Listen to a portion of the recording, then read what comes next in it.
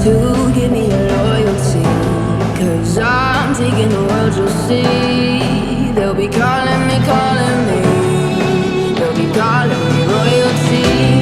Best to give me your loyalty. 'Cause I'm taking the world, you'll see. They'll be calling me, calling me. They'll be calling me royalty.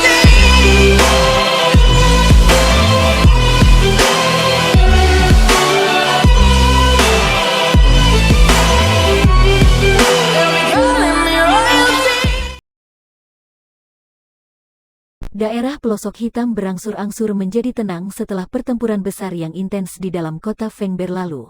Namun aliansi terkuat di dalam daerah pelosok hitam, Aliansi Hitam, menunjukkan tanda-tanda di penghujung perpecahan karena berbagai macam perselisihan pendapat dari pembagian keuntungan. Para anggota di Aliansi Hitam semuanya adalah faksi-faksi kuat. Kebanyakan faksi ini memiliki reputasi yang besar dan tidak ada dari mereka yang bersedia mengalah kepada yang lainnya. Dengan reputasi Han Feng saat itu, mereka masih bisa menahan Han Feng memerintah mereka karena kemampuan pemurniannya yang luar biasa. Namun Han Feng saat ini mati. Aliansi Hitam tanpa pemimpinnya seketika berubah menjadi lalat rumah tanpa kepala. Kursi kepala aliansi adalah sesuatu yang ingin diduduki oleh semua orang, tetapi tidak ada yang mau mengalah dengan yang lainnya. Setelah beberapa pertikaian dan bahkan beberapa pertarungan, hubungan para anggota Aliansi Hitam menjadi semakin memburuk. Hanya masalah waktu sebelum mereka bubar. Semula, emas perak bersaudara punya kemampuan untuk memerintah mereka. Namun mereka kehilangan keberanian untuk melawan Akademi Jianan setelah kejadian Han Feng. Karena itu mereka tidak berani terus menentang. Dua orang tua ini telah benar-benar menghilang sehari setelah kematian Han Feng, meninggalkan Aliansi Hitam yang benar-benar kacau. Bahkan orang-orang yang paling kuat di dalam aliansi itu pun ketakutan dan kabur. Aliansi Hitam memang akan segera berakhir. Dalam 5 hari singkat setelah pertempuran itu, aliansi tersebut benar-benar runtuh.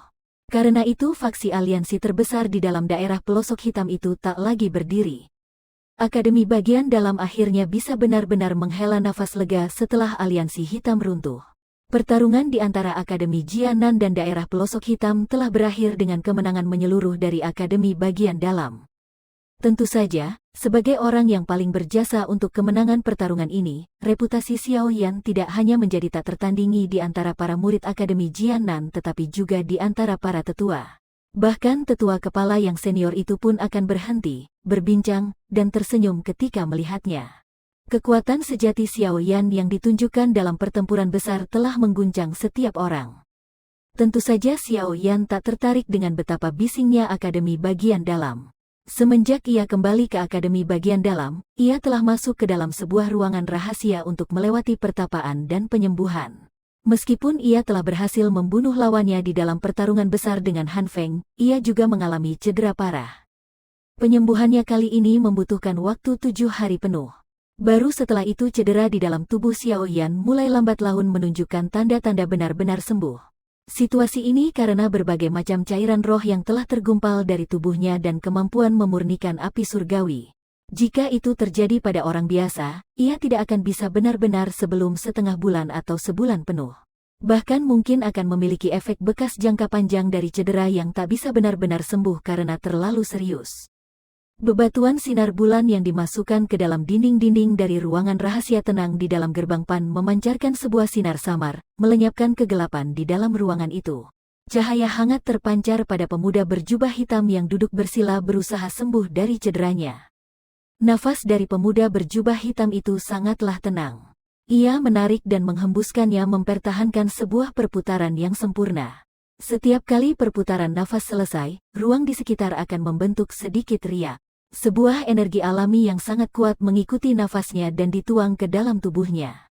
Energi alami itu dituang tanpa henti ke dalam tubuh pemuda itu. Ia seperti sebuah jurang tak berdasar yang tak bisa penuh. Bagaimanapun energi itu masuk, tubuhnya tidak menunjukkan tanda-tanda benar-benar penuh sedikitpun. Pelatihan dan penyembuhan yang tenang itu berlangsung entah berapa lama. Ia akhirnya perlahan membuka matanya sesaat kemudian. Api hijau giok membara di dalam bola mata hitam gelapnya, sebelum dengan cepat menghilang. Satu hembusan udara keruh yang telah berdiam di dadanya untuk waktu yang lama terpancar keluar dari tenggorokannya. Hal itu tampak keabu-abuan, tetapi tak dapat dipungkiri jauh lebih baik daripada udara hitam gelap yang sebelumnya, yang membawa racun mematikan. Sepertinya racun pembakar yang tersisa di dalam tubuhku juga benar-benar terangkat selama 2 tahun aku menghabiskan waktu di bawah tanah. Xiao Yan terkejut saat melihat udara keruh keabu-abuan samar itu.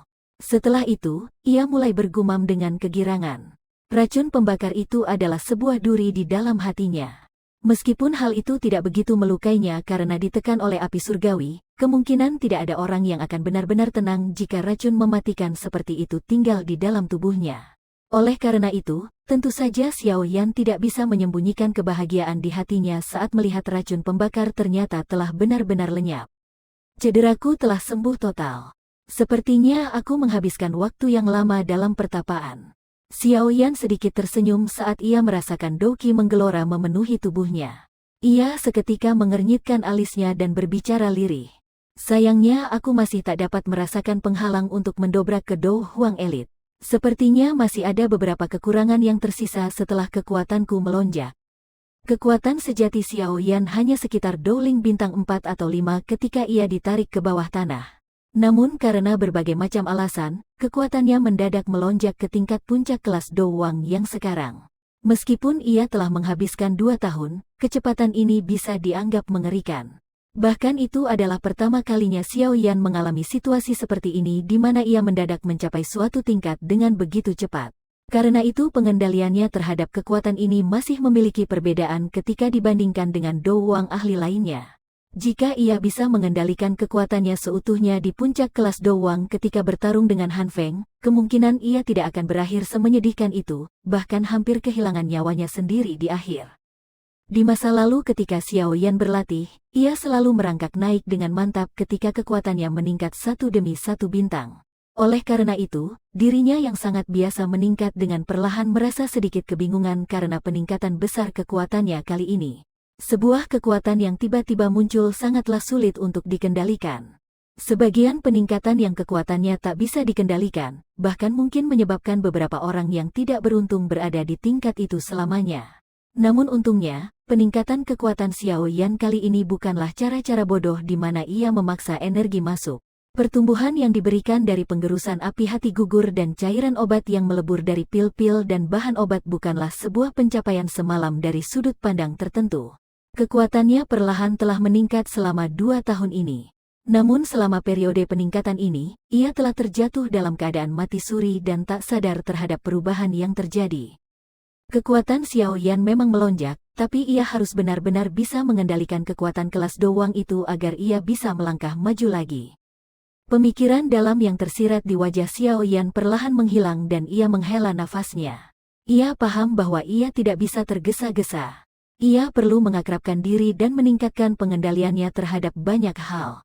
Contohnya api surgawi.